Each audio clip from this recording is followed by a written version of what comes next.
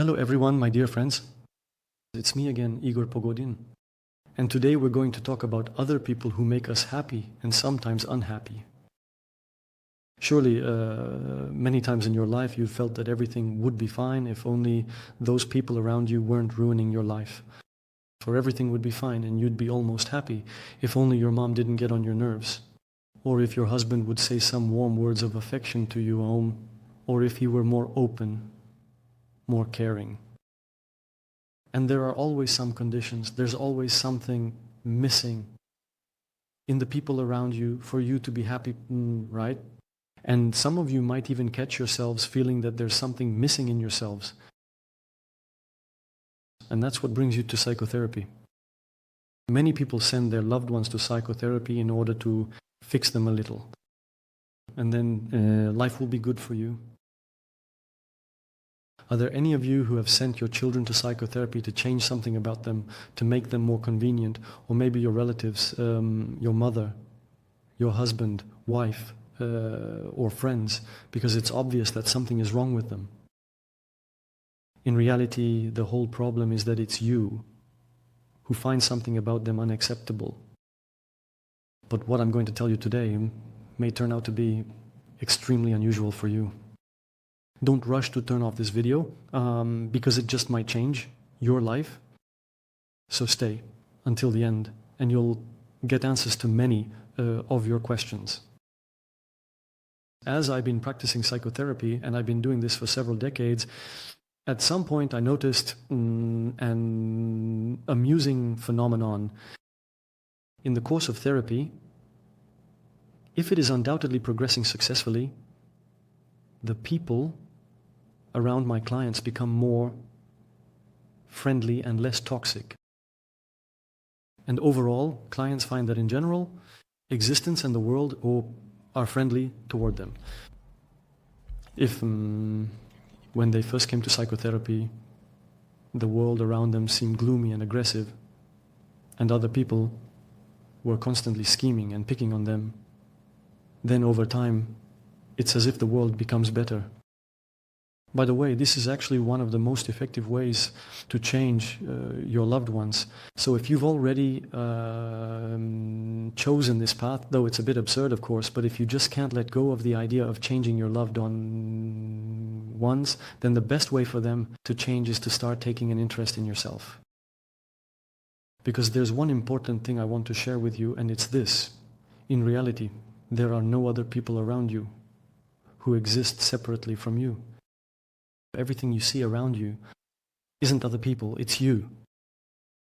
They are like characters in your personal dream whom you've assigned to constantly make you suffer, torment you, or create conditions under which perhaps you might become happy. But as you understand, that's not guaranteed. In reality, everything you see around you is yourself. The grasshopper you see around you, that's you. The little bird singing, that's you. The old lady on the trolley bus who ruined your mood for the whole day, that's you too. Your mother who doesn't understand you, that's also you. It's all you. There is no one except you. Not so long ago, about 2 or 3 years ago, I wrote a book called No One But You. Visit our website.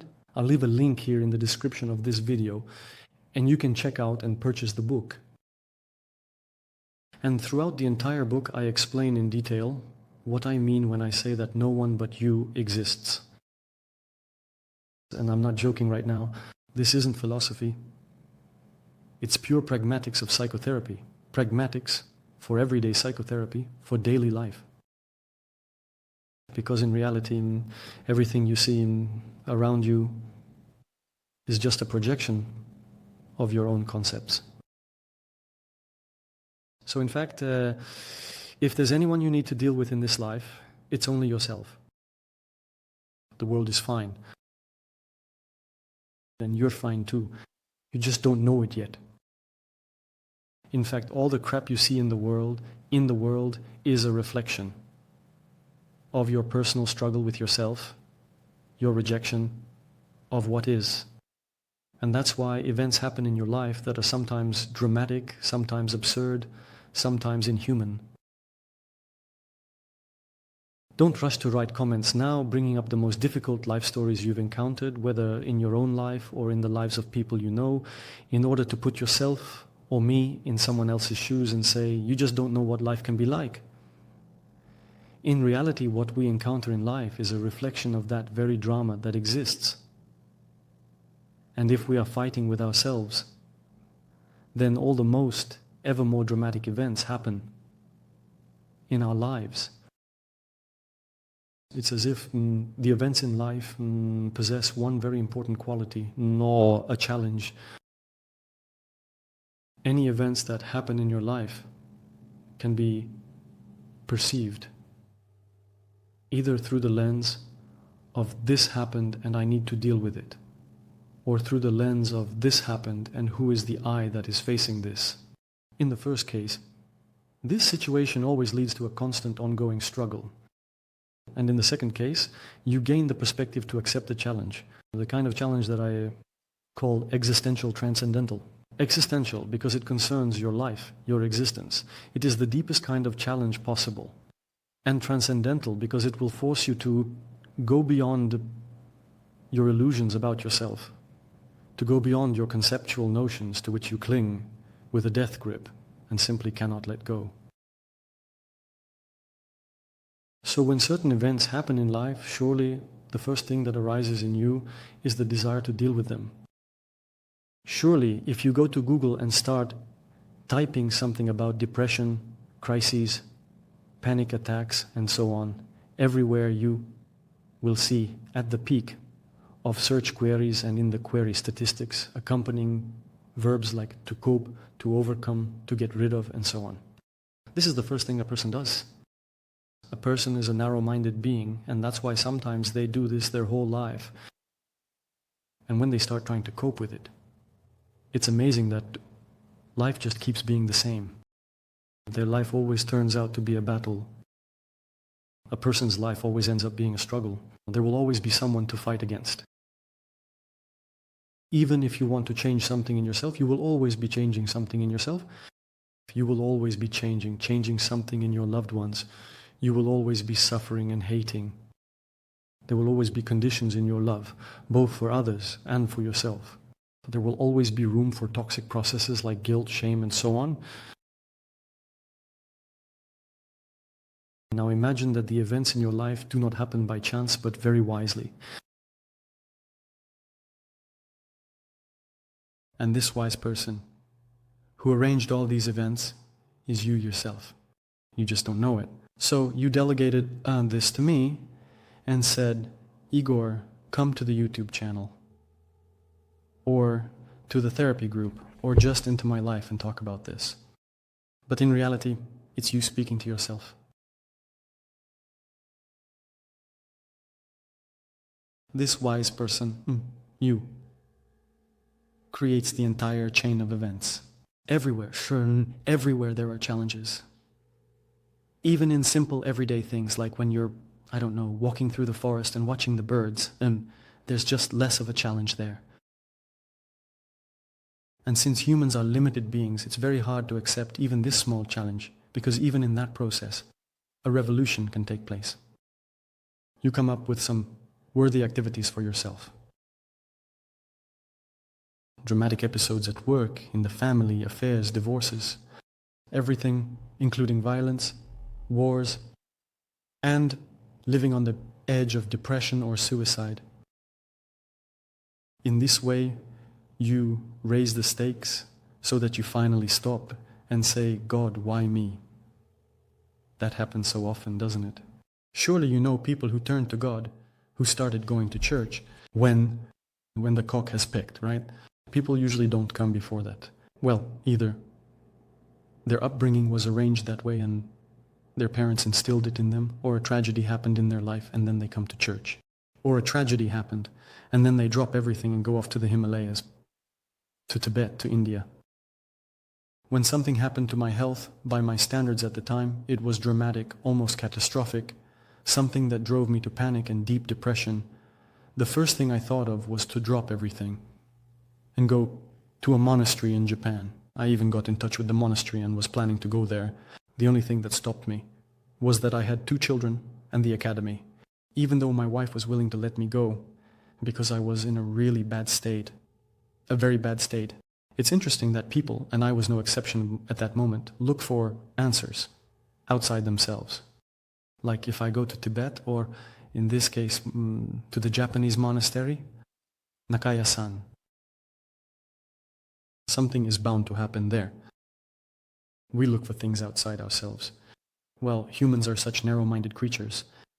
Remember, even Cayley described it in one of his novels when the main character was searching for the great treasure of his life. In the end, when a whole bunch of dramatic things happened to him, he almost died, nearly perished of thirst in the desert, and ultimately ended up right back where he started. In other words, I'm home. I realized that the treasure had been there all along. That's how it is in our lives too. We're always searching outside ourselves. But what we really need to do is look inside. All the answers are within you because you are the director, the producer, the cameraman, and all the main characters. If you're feeling resistance right now, don't rush. Pause for a moment. Of course, nothing is stopping you from turning off this video. But try to pause. If you haven't done so already, it means something here has made you stay. And ask yourself this question. When I am faced with this event, which is quite heavy and dramatic, many of us are now involved in the war in one way or another, from one side or another. In one form or another, in one or another aspect of our lives. There is no one who hasn't been affected. Who is the you that is facing these events? And when you look at a person who seems extremely toxic to you, and you talk to them and everything inside you turns upside down, you want to do something about them, don't you? Either run away from him or defeat him. Isn't that right? Or make them less toxic because you have to live with them. Or destroy it altogether. Bloody scenes arise in your mind. Isn't that right? Instead, ask yourself this question. Who am I when I encounter these toxic people? Where am I right now? I'm sure that you're not in the present, but in that moment where you want to do something with this situation so that it will be different in the future. Isn't that right? In this way, you create an illusory, almost hallucinatory situation, a non-existent period of time in which you think something can be done. And then you start to, well, stir up all this fuss. Instead of stopping and asking yourself, okay, me, who am I here? This is the essence of the challenge. I call existential transcendental. Who am I here? How do I encounter these events? What is happening to me right now? Am I even present in what is happening right now? And then after some time, you'll notice too that you feel less and less inclined to fight with your life, less and less inclined to try to change other people. It's as if you develop more acceptance of what is happening and more tolerance. Not patience, but tolerance. Patience is a process of willpower that deepens your suffering. A patient person will eventually take revenge. If you keep enduring and enduring, it's only a matter of time before you explode. Revenge is already inherently and permanently present in patience. Do not cherish patience. Patience is a destructive process, whereas tolerance is not a process of willpower, not a conceptual one. You simply allow the world to be as it is. And here you notice that in fact more acceptance and love begin to appear. The person you once wanted to destroy, you suddenly start to notice something in them that evokes tenderness and gratitude in you, because it is precisely this person who taught you something very important. Our greatest teachers are the most unpleasant people. In one of my books, I even titled a chapter, Enemies as Teachers. Those whom you hate, I assure you, have been assigned by you to play the role of your most effective teachers. The question is whether you recognize this or not. They don't need to be changed. They don't need to be destroyed. If you get rid of one, others will appear. You will create new ones for yourself. The point is to stop and ask yourself this important question. Who am I? Don't answer it, just be present. Who is this I here? Who is encountering this? What do I know about myself? What am I noticing in myself right now? This is very important. Not what I understand, not what I know, but what I notice in myself when I am present in this aspect of life that seems to me not very pleasant. Pain, fear, loneliness, violence, rage, anger. In some places it will be harder, in others easier. And as you start to discover yourself more and more, you find that the world begins to change. Well, it's a miracle. Why does this happen? Why did you stop fighting with yourself? Remember, like in Bee Gees, Train on Fire, in that song, one of the earliest ones. But according to the latest intelligence, we were fighting with ourselves. Stop fighting with yourself. Discover who you are. And then you'll find that, in fact, if you discover that you are presence love, then there will be a lot of presence and love around you. This doesn't mean you need to. I'm not calling for you to justify other people. Exactly. This isn't about a toxic person, as I said, or a cool guy, as he said. You need to love him, love your enemies, or forgive your enemies. After all, I'm a psychotherapist, not a spiritual leader. I help people accept what is, rather than trying to change themselves. If you're angry at another person, go ahead and be angry for your own good. If you feel disgust, then settle into that disgust. There's no need to cut anything off from yourself. Everything you have is good. Everything is necessary. Any traits you really dislike in yourself are all natural. Let them be. Allow everything to exist. This is the path to what I call tolerance. And more, space begins to appear. And in this open space, which wasn't there just recently, more and more gratitude and love start to emerge. And then the question of how to forgive your enemies or your mother stops making sense.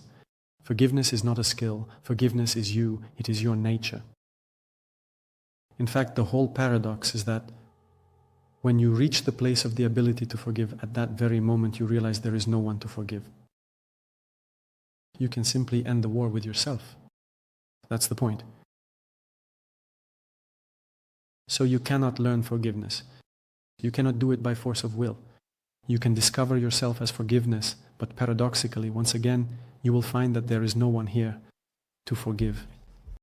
Everything is in its place. Everyone in your life has played a very important role. We're all signposts and guides, but you considered them to be troublemakers. Only because you were looking outward, not within yourself. As soon as you start looking within, everything will begin to change.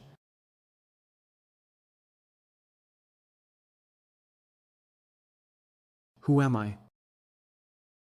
What happens to you when you find yourself in silence? When does your own life become more interesting to you than the events around you? We are not in the habit of being interested in ourselves. Start. Would you like us to help? I'll leave a link in the description here. In one of our programs, just click and leave your contact information. Our team will tell you how we can help you, if we can. Of course, it's better to start the journey with someone. It's always more effective that way. Who am I?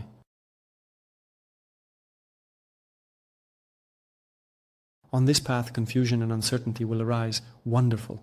I'll record a separate video about confusion. It's a very useful thing. Stay tuned. Anxiety appears. Stay here.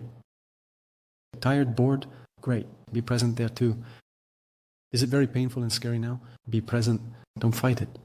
Love and pain have equal status. Pain doesn't come into your life to destroy you. No. Pain is love in disguise that comes to you. You understand, right? So if there is pain, feel it. If a loved one has left you, betrayed you, or someone close to you has died, your job right now is to grieve. That's normal. Don't fight the pain. Don't try to get rid of it. And then you'll see if you had suppressed the pain, you would have died. That's how chronic trauma and post-traumatic stress disorder are formed. But when you don't die in your pain and instead meet it with an open heart, you see for yourself that there is a lot of warmth, gratitude, and love in that pain. You see, that's its other side. It's like, cement or, concrete from which you can, say, build a beautiful building.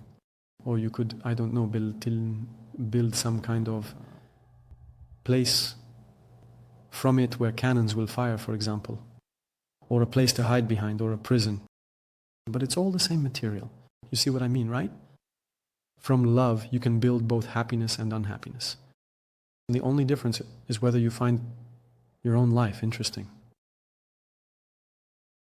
That's the story, my dear friends. I hope your life becomes interesting to you. It wouldn't be fair, would it, if I found your life more interesting than you do? And I often encounter this with my clients. Time and again, I'm surprised at how it happens that their lives are much more interesting to me than they are to themselves. Why is it that I have so much more respect for them and for you? I see you as much more than you really are. But you push back against me and others, insisting that you are someone who needs to be saved, someone who is lacking and powerless. Why do I have more love and respect for you than you have for yourselves? Is that fair? No. Why? Because you don't know who you are. But one day I saw who I am and who other people are. And once I noticed who other people truly are, I can't unsee it anymore. And by the way, I discovered another person as a presence in the midst of a wave of wild anger, strong anger towards him. At that moment, I thought of myself as such a tolerant and caring person, very loving. This was already after a series of transformational crises in my life over the past 5 years. And at that moment, it was as if the final touch was added. I thought, what is it that affected me so deeply? Why am I stuck in this place? And suddenly I saw, in both the event itself and in the person with whom I was in a harsh conflict, I saw presence. I saw myself. Our nature is identical. The trace of anger vanished. I didn't transform anger into love. No, I simply saw who was truly in front of me. So do this for yourself. Try to see who you really are. Thank you, my dear ones, for your attention. See you in the next video. Bye.